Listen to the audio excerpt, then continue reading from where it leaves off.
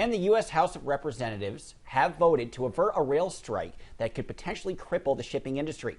If the House passes it, the bill goes to the Senate, which will have to work fast before a tentative strike date of December 9th. Mike Valerio has the latest on Capitol Hill.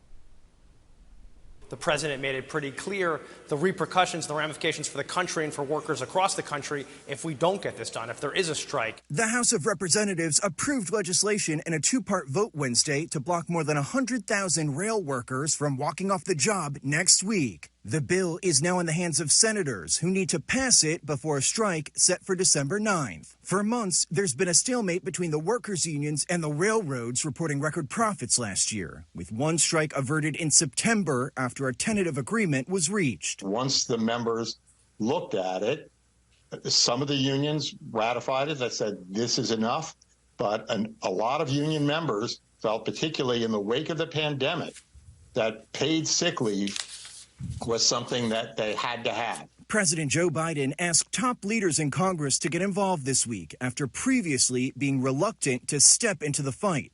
But ultimately, he decided the economic upheaval a strike would cause couldn't be ignored. Business groups fear a freight rail strike would lead to widespread shortages of food and goods, to prices spiking and commuter train interruptions. One economic group estimates it would cost the U.S. economy $1 billion in just the first week.